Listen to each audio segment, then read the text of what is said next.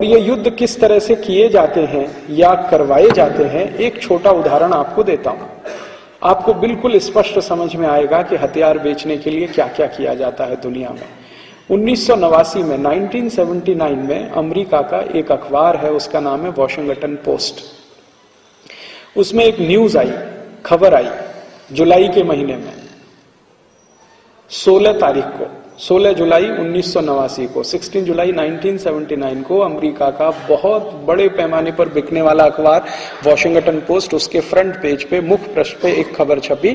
खबर ये थी कि इराक और ईरान नाम के दो देश, पड़ोसी देश, इनके बीच में एक क्षेत्र है, दो देशों के बीच में एक क्षेत्र है, उसको अरबी भाषा में शत अल अरब कहते हैं। तो शत अल अरब नाम का जो क्षेत्र है ईरान और इराक के बीच में, इसमें भयंकर मात्रा में तेल छुपा हुआ है। ये खबर वॉशिंगटन पोस्ट के फ्रंट पेज पर छप गई।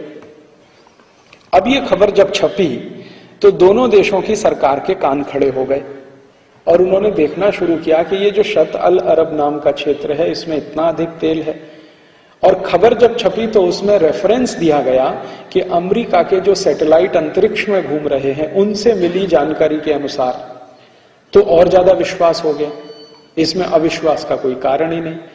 तो ईरान और इराक दोनों देशों की सरकार के कान खड़े हुए और दोनों देशों ने यह कहना शुरू किया कि ये जो शत अल अरब है, जहां पर ज्यादा मात्रा में तेल छुपा हुआ है, ये हमारा है। दोनों ने क्लेम करना शुरू किया। ईरान ने क्लेम किया, इराक ने क्लेम किया। जब दोनों देशों ने एक ही क्षेत्र पर अधिकार जताना शुरू किया तो झगड़ा होना स्वाभाविक था। तो इनका झगड़ा यूनाइटेड नेशन में गया। संयुक्त राष्ट्र तो इसीलिए बनाया गया है, दो देशों के आपस के झगड़ों का निपटारा करने के लिए। लेकिन आप जानते हैं संयुक्त राष्ट्र काम करता है अमेरिका के इशारे पर। पूरी तरह से वो अमेरिका का जेब में रहने वाला संगठन हो गया है। अमेरिका किसी भी देश पर अगर हमला करने का फैसले तो संयुक्त राष्ट्र उसको पलट नहीं सकता, जैसा कि अभी आपने इराक के केस में देखा। इराक के केस में संयुक्त राष्ट्र के द्वारा बनाई गई रिपोर्ट ये कहती है कि इराक के पास कोई न्यूक्लियर वेपन नहीं है। अमेरिका कहता है, संयुक्त राष्ट्र कहता है नहीं है। तो संयुक्त राष्ट्र ने कहा कि हम इराक के खिलाफ युद्ध की अनुमति नहीं दे सकते। अमेरिका ने कहा तुम बाजू में बैठो, हम युद्ध शुरू करते हैं। तो संयुक्त राष्ट्र के सारे प्रस्तावों का उल्लंघन करके अमेरिका ने युद्ध शुरू किया और संयुक्त राष्ट्र कुछ नहीं कर पाया, क्योंकि संयुक्त राष्ट्र एक ऐसा शेर है जिसके दांत नहीं है, किसी को काट नहीं सकता है, गुर्रा सकता है बस। और अमेरिका की जेब में रहता है संयुक्त राष्ट्र, क्योंकि अमेरिका के द्वारा दिए गए फंड्स पर संयुक्त राष्ट्र की बहुत सारी व्यवस्थाएं चलती हैं। फंड्स तो दूसरे देश भी देते हैं, लेकिन अमेरिका थोड़ा ज्यादा देता है, इसलिए उसकी बात माननी पड़ती। तो इसी तरह से 1989 में जब यह घटना घटित हुई तो संयुक्त राष्ट्र में मामला गया। संयुक्त राष्ट्र के प्रतिनिधियों ने इसमें कोई फैसला नहीं दिया, लिहाजा दोनों देशों ने एक दूसरे के खिलाफ युद्ध करने का तय कर लिया। जब फैसला नहीं हो पाया झगड़े का तो ईरान और इराक एक दूसरे के खिलाफ लड़ने लगे। वही टाइम में सद्दाम हुसैन इराक का प्रेसिडेंट बना और इसको अमेरिका ने प्रेसिडेंट बनवाया, क्योंकि अमेरिका द्वारा समर्थित एक पार्टी है इराक में, उसका नाम है बाथ पार्टी, जिसका वो लीडर था सद्दाम हुसैन। तो बाथ पार्टी को सत्ता में लाने का काम अमेरिका ने करवा दिया। सद्दाम हुसैन को लीडर बनाने का काम अमेरिका ने करा दिया। जिस समय सद्दाम हुसैन लीडर बना इराक का, उस समय ये पढ़ाई करता था, लॉ का स्टूडेंट था, सेकेंड ईयर में पढ़ता था बगदाद यूनिवर्सिटी में। अमेरिका से इसकी बहुत नजदीकी रही सद्दाम हुसैन की। तो अमेरिका ने पैसा देकर, समाचारों में काफी कुछ उसके बारे में अच्छी बातें लिखकर लीडर बना दिया और सद्दाम हुसैन लीडर होके प्रेसिडेंट हो गया। प्रेसिडेंट होने के बाद उसने अमेरिका के कहने पर ईरान के खिलाफ युद्ध शुरू कर दिया। इधर अमेरिका ने सद्दाम हुसैन को हथियार बेचना शुरू किया, उधर अमेरिका ने ईरान को भी हथियार बेचना शुरू किया। दोनों देशों ने भरपूर हथियार खरीदे और एक दूसरे के खिलाफ इस्तेमाल किए। 10 साल तक यह युद्ध होता रहा ईरान और इराक का। लाखों लोग इसमें मारे गए और हजारों करोड़ डॉलर के हथियार इसमें खर्च हो गए। 10 साल के बाद फिर क्या हुआ, जब अमेरिका की कंपनियों ने भरपूर हथियार बेच लिए और उनके सारे खजाने खाली हो गए, गोडाउन्स खाली हो गए, तब अमेरिका ने दोनों देशों से कहा कि अब शांति वार्ता करो। 10 साल तक युद्ध कराया, फिर कहा अब शांति वार्ता करो। तो शांति वार्ता कराने के लिए एक विशेष सत्र बुलाया गया यूनाइटेड नेशन का। उसमें दोनों देशों को साथ बिठाया गया और उनको ये कहा गया कि अगर आपके इस क्षेत्र में तेल है तो तेल की खोज कर लो, मिलेगा तो आधा आधा बांट लो।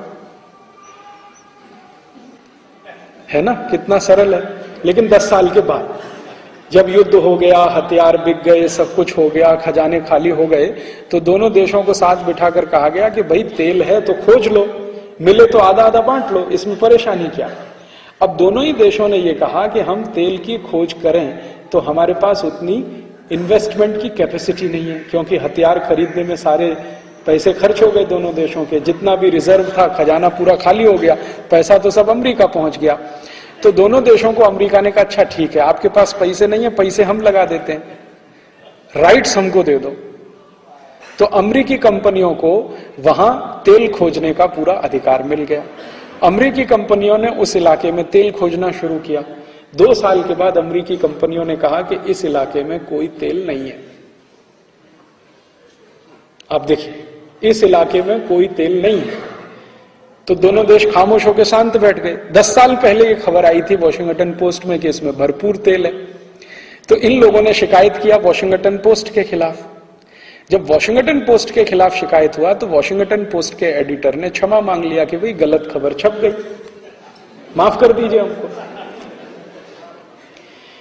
और अमेरिका ने उसकी पैरवी कर दिया कि हाँ माफ कर दीजिए, कभी गलत खबर छप जाती है। तो कहा गया कि ये खबर तो सैटेलाइट के माध्यम से आई थी, तो सैटेलाइट भी गलती कर सकता है, मशीन है ना, मशीन तो गलती कर ही सकती है, आदमी कर सकता है, आदमी मशीन बनाता है तो मशीन भी गलती कर सकती है।